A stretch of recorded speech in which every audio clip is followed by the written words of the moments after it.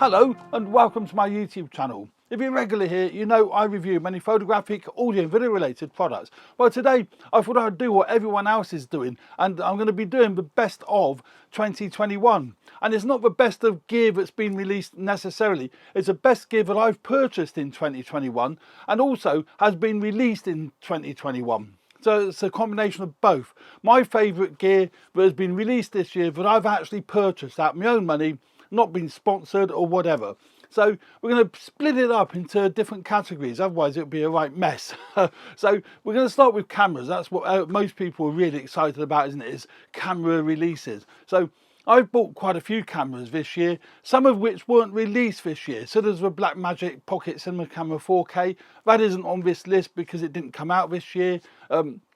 And I bought another A6600 that didn't come out this year either. So let's start with the top I've got. Well, not in any order actually. We're going to look at the iPhone 13 Pro. That's on my short list of my favourite cameras, and you know, it's a mobile phone, but it has three fantastic cameras. One of them's the main camera. There's a review on my website about the iPhone 13 Pro. So that is on my short list of cameras. It's bizarre, isn't it? But I would never have put 2 or 3 years ago, even a year ago, I would never ever have thought of putting a mobile phone in my short list of favourite cameras. But it is so good. It's got great video, it's got great photos, you know, it's just a great all-round camera. Of course it's got its limitations, mobile phones do have their limitations, you know, I completely understand that. But as a pocketable, compact camera to take with you everywhere, because it's always with you anyway, the results are great. And I've done videos about the iPhone 13 Pro. I shoot RAW with the iPhone 13 Pro so that I can actually edit them and post-edit them.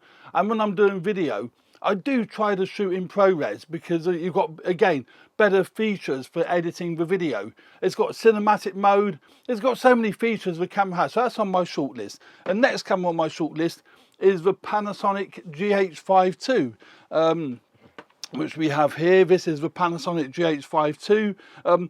Again, a brilliant camera. I say that because anyone who's used the Panasonic GH5, the original GH5, would know that this is a great video camera. It's got the 3-inch articulating screen, pretty common with most cameras these days. But it's got all the video codecs you could ever want.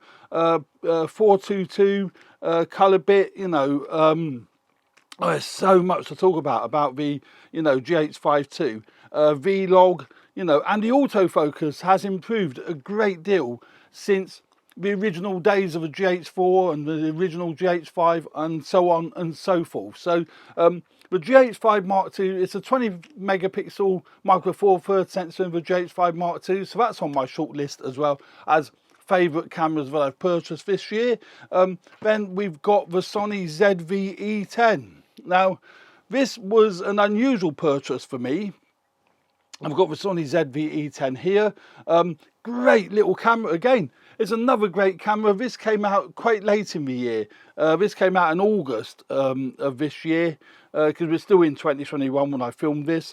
No viewfinder in this camera, but it has got the 3-inch articulating screen, which is awesome for vlogging.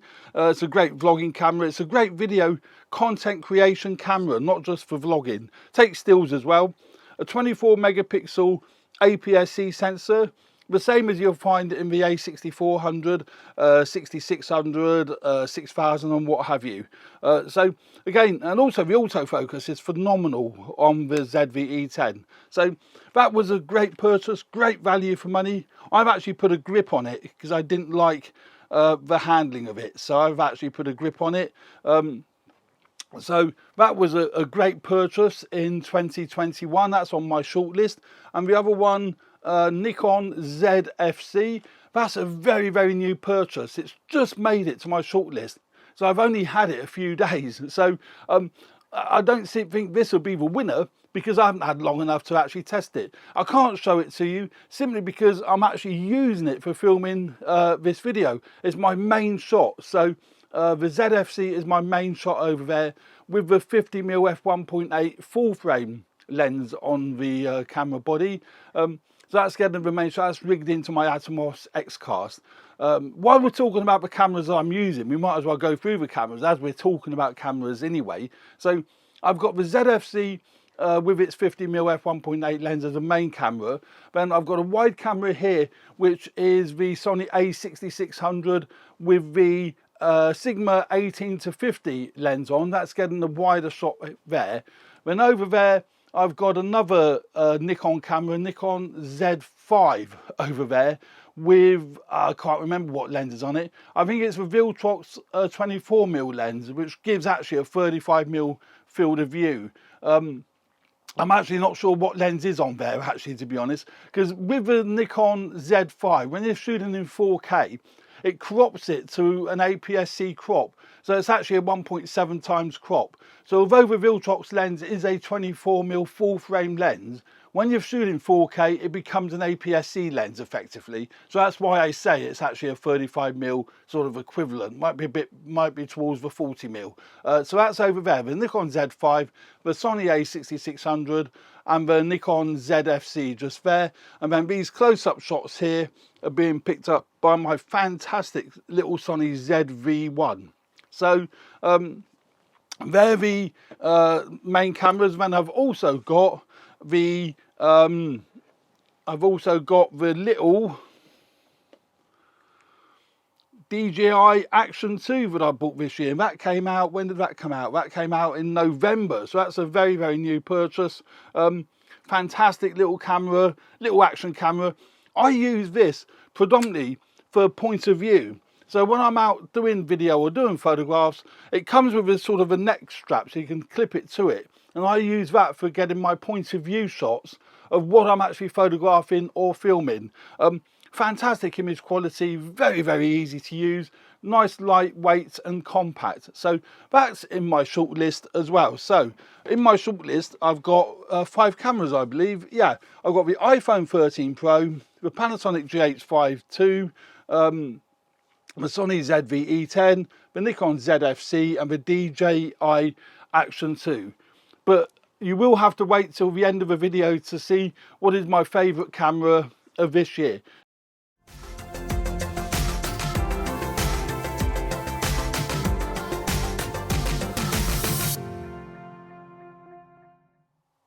So the next category is the best lens I've purchased in 2021, but was also released in 2021. I bought quite a few lenses this year, but most of them have actually been released, you know, over the last several years. But there's 2 notable ones that I purchased this year that I use on a regular basis, and I think are great lenses. And the first one is the Panasonic L-mount 50mm lens.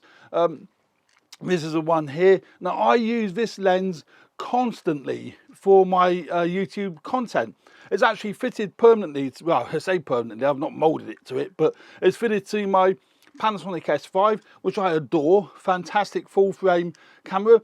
But yeah, the 50mm f1.8 is a gorgeous lens, and it's got the most amazing lens hood. I love the lens hood because it's clickable. You know, I don't know why I get excited about a lens hood. Most people wouldn't, but there you go, hey ho.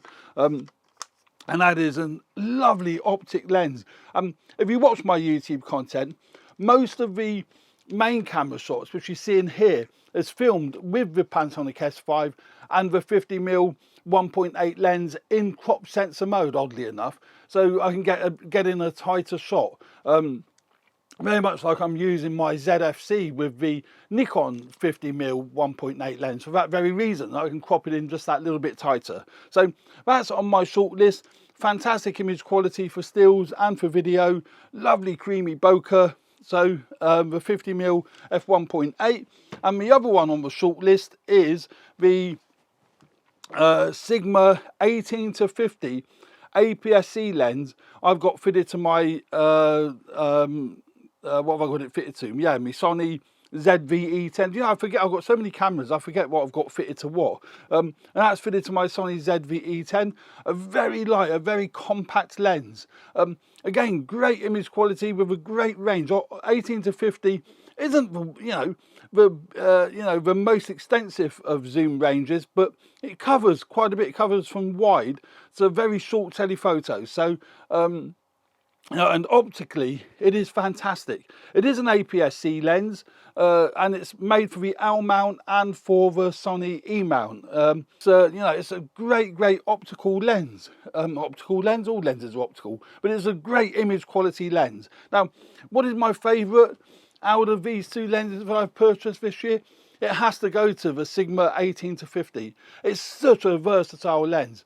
It's a constant f2.8 aperture throughout the whole range, and that's one of the reasons I purchased it, because of the constant aperture, and it's also the image quality is great. It's very lightweight. It hasn't got image stabilization in the lens, so that would be one of its downsides.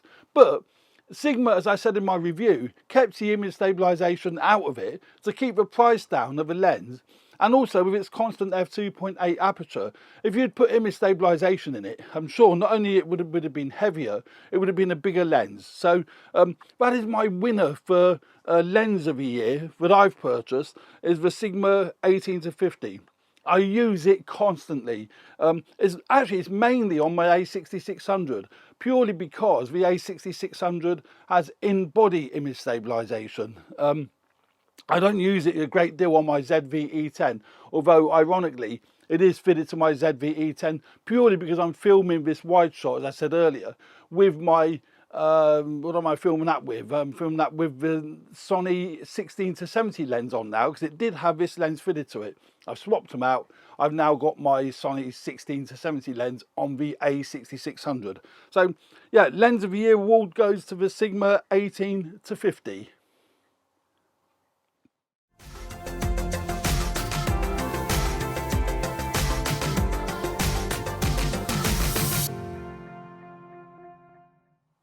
Now we come to the category of best microphone that I've purchased this year. And again, I've purchased a lot of microphones. Most of them are podcasting microphones, but they've all been released, in previous years. But there's two notable ones. Actually, I'm cheating a little bit, because the first one in my list is the Hollyland Lark 150. Now, this came out in November of 2020, but it wasn't available until January 2021. So I've still put that in this year's list because I feel that, it is a 2021 release, although it effectively isn't, if you get my drift. But here it is. This is the Hollyland Lark 150. It's a fantastic radio mic kit. Basically, you've got your two transmitters, your one receiver in the charging case, all self-contained. Love it. So and also these receivers, you can plug the lavalier microphones into them, but they're basically designed with a little microphone built into the unit, and away you go. You clip that on someone. Great if you're doing interviews, so you can clip it on two people, plug the receiver on into the camera. It's got manual controls for all your audio levels, and etc. So I love that. My main thing I love about it is it's all self-contained. So you put it back in its case. You can see a little red charging light is on there. The case charges the units, and I absolutely love that in this particular unit. So that's on my list as one of the microphones. And the other microphone in my list is the Rode Wireless Go 2, which is here. Now I can only show you the one because I've actually got clipped to me the other one, so I'm actually using the Rode Wireless Go 2 for filming this video. Now I can't say I use one or the other the most. I use the Hollyland a lot, and I use the Rode Wireless Go 2 a lot. The big advantage with the Rode Wireless Go 2 is it's got a built-in audio recorder in the transmitter. So the minute you turn them on and the transmitter is talking to the receiver, then it's recording backup audio in case you lose transmission between yourself or the person that's using the microphone and the receiver. So it's a great piece of kit. It's a bit annoying that you have to charge it up with 3 separate USB leads. So that's a bit frustrating and a bit annoying. But same design as the Hollyland Lark 150. You've got your built-in microphone in the top there. And that's great. You can plug a lavalier microphone into it, and the app gives you all sorts of features for setting audio levels, etc. So yeah, a great piece of kit. And the winner, I think, is pretty obvious really, in a sense, as to which microphones I like to use the most. And it would be, even though I do find the charging really annoying, it would be the Rode Wireless Go 2. And I tell you why. For one simple feature, is its backup audio recording in the actual unit. Twice I've had to use that, and it's a lifesaver. So that definitely has to go down as my favourite microphone of this year, is the Rode Wireless Go 2 kit.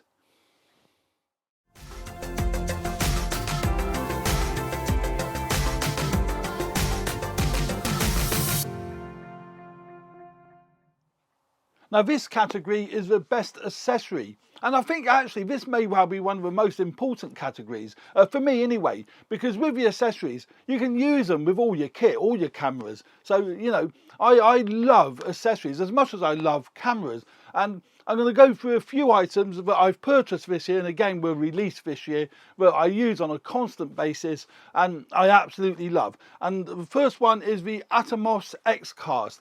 That came out, when was that? June of this year, although it wasn't usable until much later in the year because Atomos had a few headaches with the software to get it to work properly. I purchased it, I think it was September, October time. And I'm using it now, so I can't physically show it to you. It's actually recording this entire video along with cutaway shots from the other cameras, but the main camera is being recorded on my Atomos XCast with the audio going into the Atomos XCast via the Nikon ZFC. So it's HDMI into the XCast, 4-channel input switcher basically, and it's as well as a HDMI video switcher is what I use it for. It's a web streamer. So you can take USB-C out of that straight into your computer and stream your content. So the Atomos XCast is one of the items that I love and I use it on a constant basis. The next item would be this little baby. Now, here's a tiny little video light. And it's a great little light, they're really cost effective. And it works via a mobile phone app. There is a review, or there will be a review on my website of the WeLight SO3. Fantastic little gadget. It's good, you know, this is definitely in my favourite list because it's so useful and so pocketable.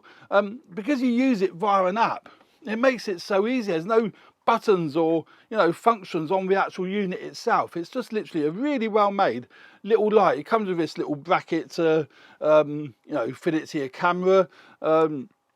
And, you know, as I say, you control all the light outputs via the app. And I think that's a really nifty way of doing it. A, it keeps the cost down of manufacturing the light, and it keeps, you know, keeps it nice and compact. USB-C charging port on the side there.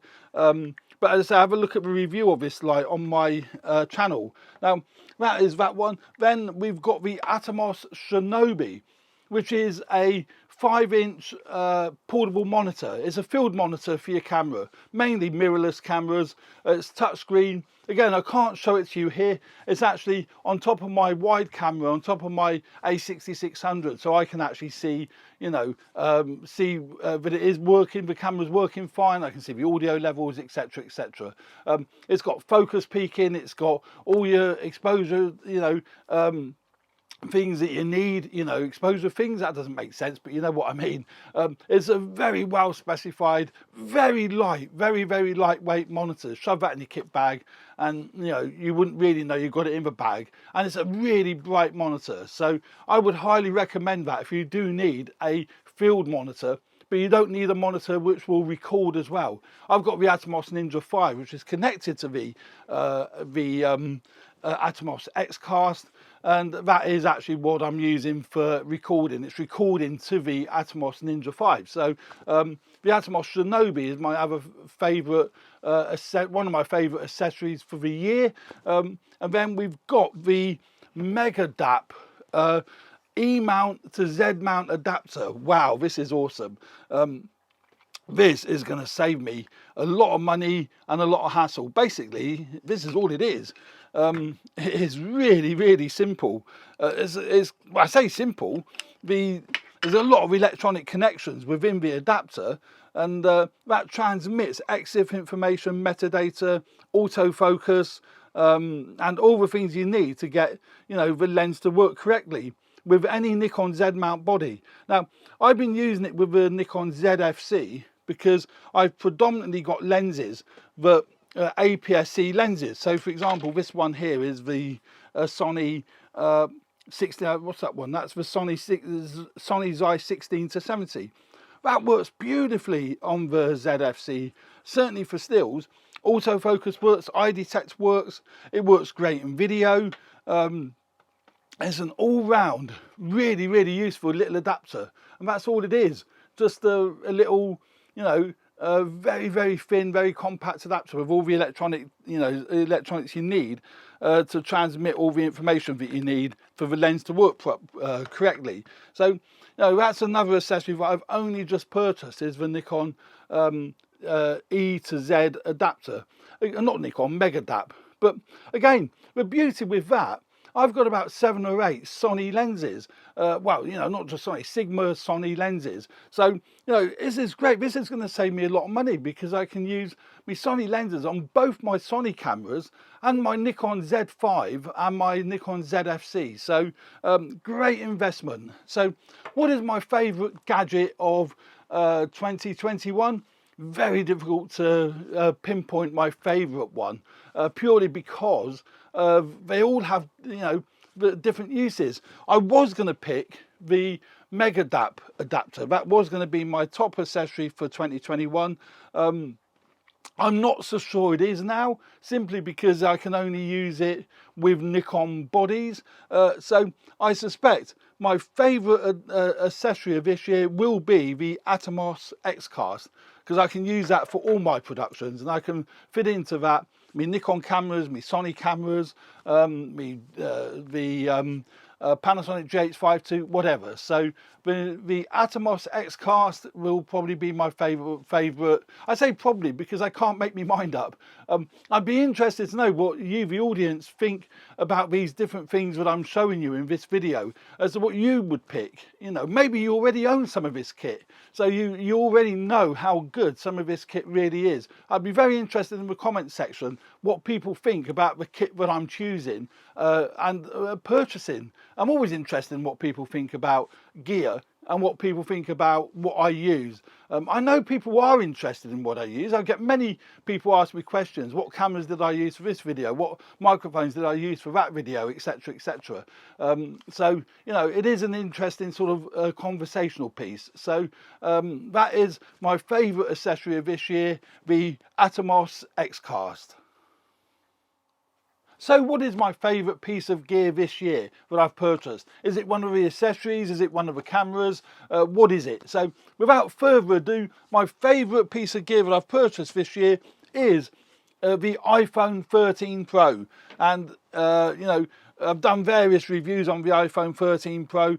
Fantastic, fantastic phone, but predominantly a fantastic cameras, well, 3 cameras built into the phone, 3 different camera modules. Now, I've chosen the iPhone 13 Pro. It's quite bizarre. I've never liked, as I've said so many times, mobile phone photography. But the reason why I've chosen the 13 Pro is because its versatility. Incredibly versatile, with really, really good quality video footage and really good quality photographs that come out of it. So, you know, if I'm out and about and I haven't taken a camera with me, I've always got a really good quality, high quality camera with me. Yeah, we all know of its limitations. You work around its limitations, but the fact that, you know, it's so versatile and it's always with you, it's got to win, you know, my accessory of the year, my camera of the year. It's just a great piece of kit. You can plug microphones into it. There's not much that you can't do with the iPhone 13 Pro. You know, with its portrait mode, its cinematic modes, it's got so much tremendous flexibility. So that, for this year, for 2021, is my product of the year that I've purchased, and I adore it. I absolutely love it, use it all the time. You know, I don't use it in the studio necessarily for producing this content, but there's no doubt that I could, and maybe I will do, I don't know. But it is definitely my favourite piece of gear this year. So there we go. Thanks for watching. I hope you found this video useful. Please leave comments in the comment section below what you think of my choices, whether you agree or disagree. We all have different needs, we all have different uses. So, you know, this gear I've chosen won't necessarily be the right gear for yourself. So, you know, you have to bear that in mind. It's always worth looking at many different reviews to see what different people are saying about, you know, the gear you might be looking at buying or renting or borrowing or, you know, whatever it might be. So there we go. But that's my choices for this year. So thanks very much for watching. Please subscribe to my channel if you haven't already done so. Really appreciate that. And hit the like button if you like the content of what I produce. That really helps me grow the channel, and I really appreciate that as well. And thanks everyone for tuning into my channel this year. Look forward to 2022, more content, hopefully going out and about more if we can. So there we go. Thanks very much for watching. Cheers for now. Bye.